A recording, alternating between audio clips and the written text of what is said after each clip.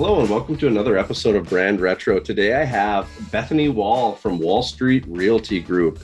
And I wanted to have Bethany on to just talk a little bit about the brand creation process, the process we went through for her and her husband to get to what they have today as their brand, some of the reactions they've gotten in the public and from the other people in her industry, those kinds of things. Now, before I bring Bethany into the conversation, I want to mention that for the designers and the creatives out there, I will say that working with realtors, I'm not saying they're not cool people, but sometimes working with realtors is hard because it's a very different industry. A lot of times they follow each other. If you're a designer or a creative, you'll see that most realtors and most realty groups, they have a similar recipe on how they look, how they feel, how they kind of interact with the public.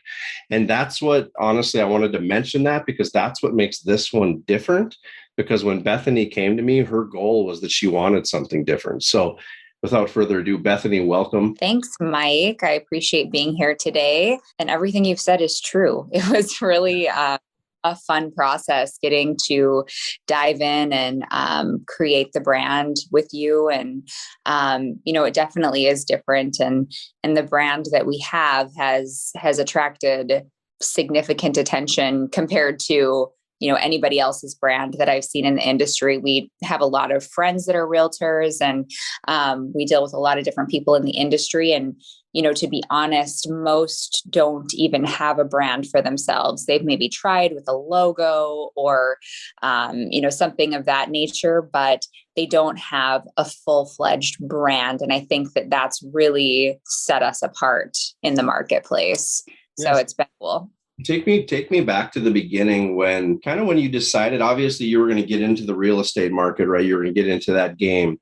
Take me back to the beginning when you decided kind of what you wanted your name to be and what kind of an approach you wanted to take. Because I remember when we originally sat down, we obviously had a cool name to work with, but that's kind of where we left things. And just tell me kind of where your mind and where your vision of this thing was at that time. And then we can kind of pick up the process from there. Yeah, I actually remember the process very vividly, exactly how everything went down. You were very integral in all of this, but we had sat down and our last name is Wall. So a lot to work with. We're like, we can do something cool with the last name Wall. So we had thought of Wall and Street because, houses, streets. We thought it was cool. And then there's some recognition from Wall Street, obviously. But I remember sitting down with you. We sat down at Brick House and had a couple drinks. And you immediately pulled out your napkin. You're like, I've got all these cool ideas for what this could look like. And you immediately started drawing our signature bull on the napkin. It was a cool moment because I got excited. You got excited. We kind of, the ideas started flowing and, that's kind of where the birth of our signature bowl came from. So, yeah. I remember the process too. And what was cool about it was, again, obviously starting with a cool name helps, but when you guys came with the idea packing already about Wall Street, I remember having a little bit of a conversation about whether or not it was too cliche or whatever. And I'm like, I don't think it is because nobody has really that last name to marry up to street that works that well. But then also, I think kind of what you had talked about from kind of the way you wanted to approach it was going to be this next level experience. It was going to be very posh, very upscale. And it just made sense, kind of connecting that with Wall Street. It has a kind of like a pre-built status within that. And I remember thinking, well, that's the way this thing needs to go. And then if I remember correctly, we started talking about the other brands that we believed fit in that circle, which would be the Teslas, the Mercedes, we wanted these very exclusive, like brand representation type icons to be influences on what we did with the brand. So it was a fun process because we started out with such a cool name, but I think your guys' direction and your intention with it all gave me a lot to work with. And then that's where we kind of started talking about, okay, there's that big iconic bull statue out in front of the stock exchange. And maybe we can do something with that.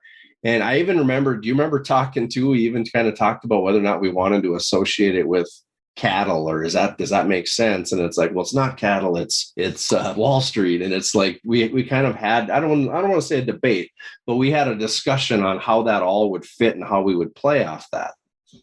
Right. And I think that honestly, in this area, being in the Midwest, I think it could go great either way. And I really felt like after we developed it, it was a brand we could really grow into, being such a small company when we first started. And now that we have started to grow and expand, it's something that, after talking about wanting to have that kind of posh sounding and type of brand, I thought that, if somebody wants to look at it and think it's cattle, you can, but I mean, there's so much more. And the more you look at it, the more, the deeper you get into it, because within the actual logo itself, there's houses in there. There's houses within the logo. And so, people, it starts to evolve with other people too. As they look at it, they're like, oh, that's cool. And then they're like, wow, that's actually really cool. So, I mean, it's been pretty fun to grow into it. And yeah. Yeah. Correct me if I'm wrong, but I even remember during the proofing process whenever we do logos like that, if it works, I mean, 9 out of 10 times we will try to put little inanimate objects into the design that aren't necessarily recognizable on first glance. And if I remember correctly, when we gave you the first round of options, you guys had all kind of migrated towards the same ones. I don't think it was you. It might have been Erik, which your husband, by the way, that didn't even see the houses right away. Like he liked the logo, but he didn't even realize the houses were there. And then once you said, yeah, those are houses. Then he's like, oh my God, that's the one. And that process, I think, is fun, not only for the customers so that they can kind of have that experience, but then they can relate to it later when other people have the same thing. Because I have many people that look at my primary logo and they'll either see a dog and no light bulb, or they'll see a light bulb and no dog. And then there's always like kind of two sides to that coin as to what they really see. Are you having that same experience or those same conversations with people who look at your logo? That's a great question. And I would say yes, because they'll initially look at it and it takes them a minute just to figure out, like, is that a house? Is it a bull? But like sometimes people don't even see the bull. Sometimes they don't even see the house until you point it out to them. So it's been a great talking piece, because, we have branded logo hats and different items, and people ask about it. It's definitely one that catches their eye, and they're like, there's a certain coolness to it where they're like, I want that. I want something like that. So yeah, it's been pretty fun. Yeah. Logos like that are fun to do, but this one specifically was cool to do because it was an industry that honestly, again, not most designers are like, I don't know if I'm that excited about the real estate industry, because again, they all look the same in many ways. And this one was fun because A, you came into it with an open mind, but B, it was a challenge to come up with something that was unique. And I know I'm biased, but looking at the local scene, the local industry in comparison to what you guys have, like, again, I know you're starting out and you're not at the top of the heap yet, but I think you're going to get there. And I think you have a brand that stands out. Because the other thing that we could even talk about briefly is the fact that you're carrying that through on all the other pieces of your branding. So you've been very selective on the colors you use with your brand. And I know you and I are working together on some collateral pieces that are really about the authenticity and the people behind the brand, not so much selling houses. Now, again, I think that's pretty rare. I've seen it a few times, but by and large in that industry, most people don't bring themselves or their personal brand into it. So talk to me a little bit about the personal brand and why it's important for you guys to bring that in. That's something where that's just who we are as people, right? So we want to make sure that we do everything with heart and anything we're doing. And that that really transfers through to the brand and the branding that we're doing, because, the color palette that we've chosen and everything really relates because, with being a military family, the blue we chose really relates to, our veteran programs and our give back, and, just our overall branding, it all kind of fits together in that respect. Because I think it's rare, a lot of, at least the companies that I've studied, looked at, or watched within that industry, I think they get caught up in the transaction. They get caught up with how many houses are we going to move? What's the market doing? What's the climate? Is it a buyer's market? Is it a seller's market? And that typically kind of rolls over the top of everything else. And again, I'm not saying those aren't factors for you guys as well, but the way your brand is positioned as more of an exclusive experience. And then all those things live within that brand. And again, brands are meant to evolve. So I think, you have time to not only grow, improve, and make that more of what you want and more Erik and Bethany over time. But I think the fact that you're taking that stance out of the gate is huge. Absolutely. And I think that that's a really great point, that, part of our brand is exactly what you said. It's the experience. And so, if you even mention the word transaction, like that just feels icky to us, and having a brand that can follow that and making sure that it checks those boxes was really important. And so, it's important to look at that. And, when you are looking at our material, does it feel warm? Does it feel inviting? But at the same time, it feels serious in the sense of, these people can do a good job for me. So I think that all of that is a direct reflection of what our brand is and what it looks like. Yeah.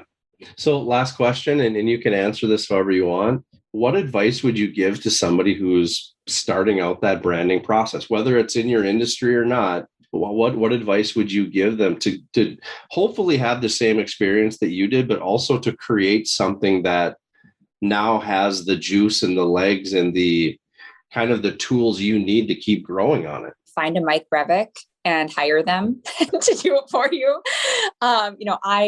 I'm creative-ish, right? My specialty is sales, and, I stay in that lane pretty well, and I know where my strengths lie. So I would say that, whatever your trade is or whatever you do for a living, stay in your lane and hire a professional. And then really, with our brand, it just took a lot of conversations. You asked really interesting questions that nobody had ever asked me before, like, if your brand was a song, what would it be?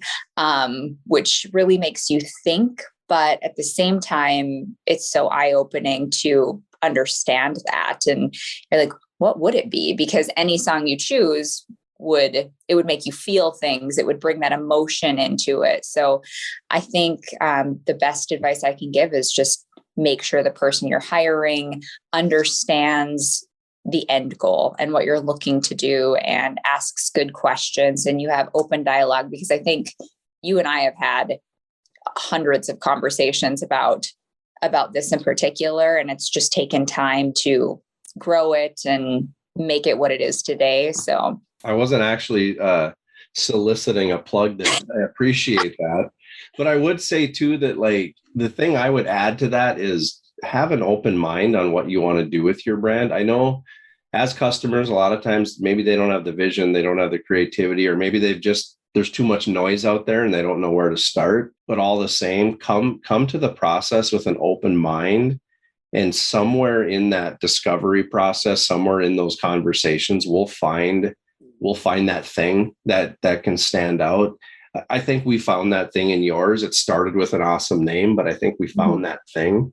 Because even, I wear my Wall Street realty hat and people ask me about it. And it's kind of cool because it's fun to answer the question, because you always get like this, oh, like it's a realty company. Oh, like, I don't know what they're expecting it to be, if it's supposed to be like a really high-end car, or like what answer is going to make them go, oh, that's what I thought. But it's fun to get asked, because then you answer the question and they're like, oh, and somewhere in that process, you made an impression. And I don't know that they're going to forget that. Oh, I completely agree. And I love that question. Anytime people ask me, what is that? Like, it's working. Yep. That's exactly what I wanted you to ask me. That's awesome. All right. Thanks, Bethany, for coming on. I really appreciate it. And I'm gonna share the logo in the podcast art so that people can kind of make the connection and see that. But I appreciate you coming on and sharing your thoughts and your experience with kind of your logo process. Yeah, thanks for having me. All right, thank you. Bye. Stay connected by following us on social media. There you'll find a steady flow of information on CyberDogs, our customers, and the work that we do. Check us out on Facebook at facebook.com/CyberDogsMarketing, on Instagram at instagram.com/CyberDogsMarketing, or on Twitter at twitter.com/CyberDogsLTD.